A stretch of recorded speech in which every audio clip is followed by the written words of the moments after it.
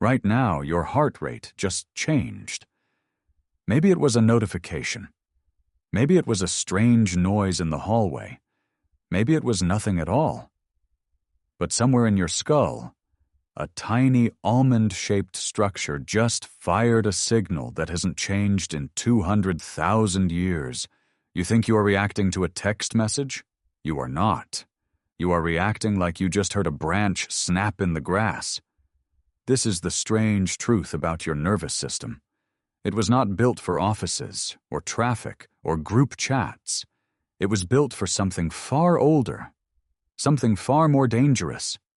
And it never got the memo that the danger mostly went away. Picture the world your ancestors actually lived in. Open grassland, tall grass that hides movement, predators with better night vision than you. No walls, no locks, no streetlights. For most of human history, the difference between noticing a threat half a second sooner and noticing it half a second later was the difference between living and dying. That pressure did not just shape behavior, it shaped architecture. It rebuilt the brain itself around one core priority: never get caught off guard. The result is a structure called the amygdala. It is small. It sits deep in the brain, one on each side. And it has one job above all others: scan everything. Constantly. Looking for anything that might be dangerous. The neuroscientist Joseph Ledoux spent decades mapping exactly how this circuit works, and what he found was unsettling. The amygdala does not wait for your conscious mind to figure out what is happening. It reacts first. You feel afraid before you even know why. The thinking part of your brain gets the news after the fact, like a manager reading a report on a decision someone else already made. Why would evolution build it this way? Because thinking is slow. Fear is fast. And on the savannah, slow was a luxury that often did not survive the weak. Here is where it gets stranger. This system was not built to be accurate. It was built to be cautious. Imagine two early humans. One of them hears a rustle in the grass and assumes it's just wind every single time. The other one hears a rustle and assumes it might be a predator every single time. The first one is right most of the time. The second one looks paranoid, jumpy, even irrational. But run that pattern across 100 generations, and only one of those people is still alive to pass on their genes. The evolutionary psychologist Randolph Ness described this with a simple metaphor: the smoke detector. A good smoke detector goes off constantly for burnt toast. Annoying, yes, but the cost of a false alarm is low. The cost of missing a real fire is catastrophic. So evolution did not build you a perfectly calibrated threat detector. It built you a smoke detector tuned to scream first and ask questions later. That smoke detector still lives in your skull. It just has nothing left to actually catch fire. So what happens when you take a brain built to scan for lions and put it in a world with no lions? It does not retire. It does not relax. It finds new things to treat like lions. An unread email becomes a threat. A friend who hasn't replied in 3 hours becomes a threat. A disapproving look from a stranger becomes a threat. None of these things can kill you. Your amygdala does not know that. It was never built to distinguish social discomfort from physical danger. To an ancient nervous system, both register the same way: elevated heart rate, tightened chest, a flood of attention you cannot turn off. This is part of why modern anxiety can feel so disproportionate to its trigger. You are not weak. You are not broken. You are running ancient software on hardware that has barely changed, inside an environment that has changed almost completely. The biologist Robert Sapolsky spent years studying this mismatch in his research on stress physiology, much of it built on observations of wild baboons. A zebra's stress response, he pointed out, is short and brutal. It runs from the lion, or it does not. Within minutes, it is over, one way or another. Humans do not get that mercy. You can trigger the exact same biological alarm system just by imagining a conversation that hasn't happened yet. You can run from a lion that exists only in your own head, for hours, for days, sometimes for years. Sapolsky's point was simple and a little devastating.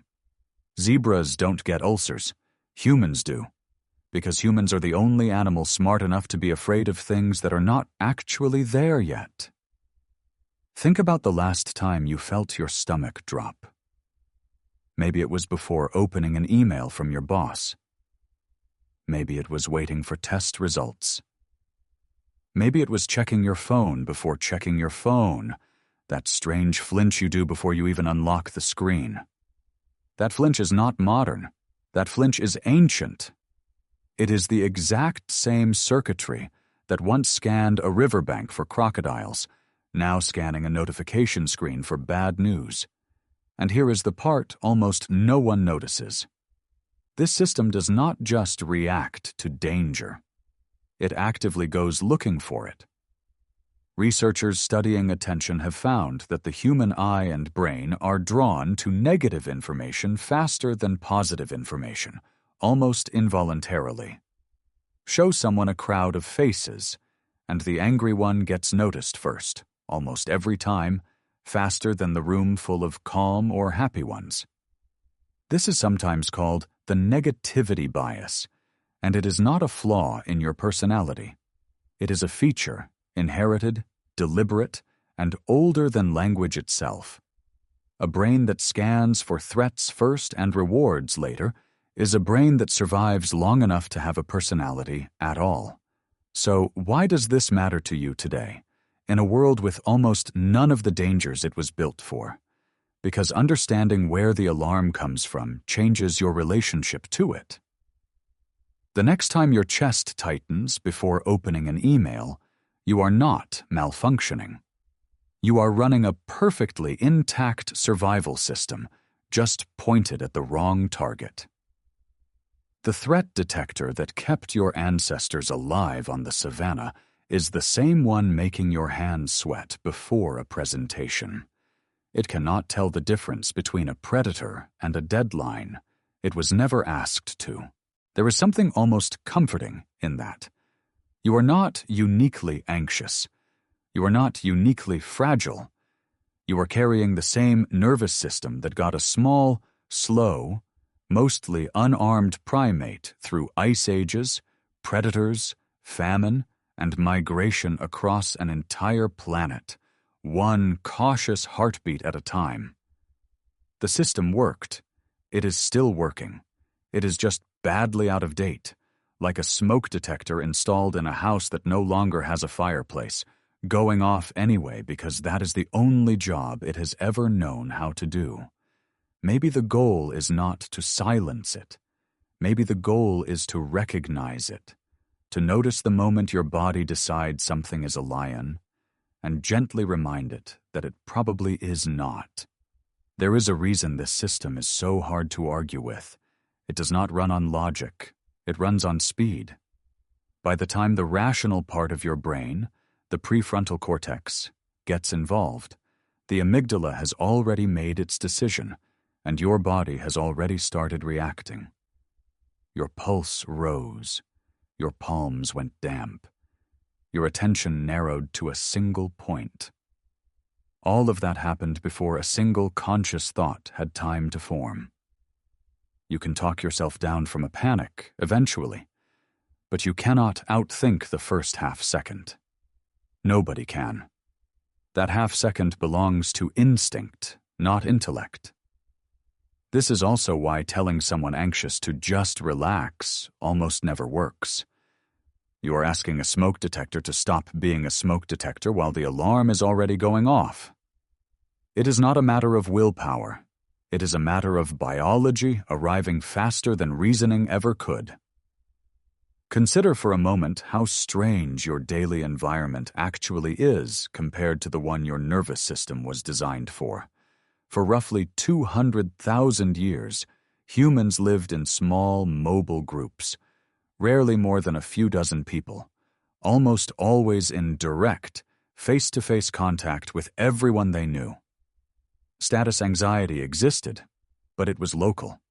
Threats existed, but they were usually visible, immediate, physical. Compare that to now. You can be evaluated by thousands of strangers at once.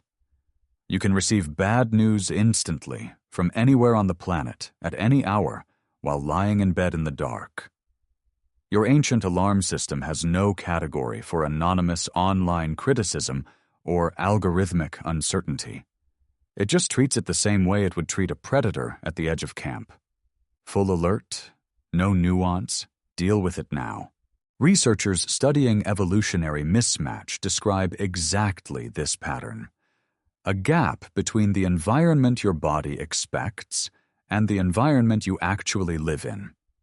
Your taste for sugar and fat made sense when calories were scarce and starvation was a real possibility every winter. Now calories are everywhere, and that same craving works against you. Your fear circuitry followed the identical pattern. It made perfect sense when predators were real and constant. Now the predators are mostly gone, but the circuitry never got the update. It still fires at full strength, aimed at threats that exist mostly in your imagination, your inbox, or your social feed. Some researchers studying anxiety have pointed to this mismatch as one reason chronic anxiety appears to be rising even as the physical world has, on most measures, become dramatically safer than it was for nearly all of human history. You are statistically less likely to be killed by violence, animals, famine, or exposure than almost any generation that came before you. And yet the alarm system inside you was never recalibrated for safety. It was calibrated for survival in scarcity and danger, and it doesn't know how to stand down just because the environment improved. Safety is a modern luxury. Your nervous system is still operating on ancient assumptions. This does not mean anxiety is purely a relic with no present-day function. The same system that misfires over an unread message also genuinely protects you. It is the reason you instinctively step back from a car running a red light. It is the reason a strange noise at 3 a.m. still snaps you fully awake before you consciously register what woke you. The threat detector is not broken. It is simply uncalibrated for an environment with this many false alarms and this few real predators. It is doing exactly what it was built to do. The world around it just changed faster than biology ever could. Knowing this will not make the feeling disappear the next time your stomach drops before a difficult phone call. But it changes what that feeling means. It is not proof that something is wrong with you. It is proof that something very old inside you is still doing its job, just aimed at the wrong target. The same circuitry that once kept a small, slow, mostly defenseless primate alive through ice ages, droughts, and predators is the circuitry lighting up right now over a meeting invite. That is not weakness. That is inheritance. Because right now, your heart rate is changing again. And this time, you might actually know why.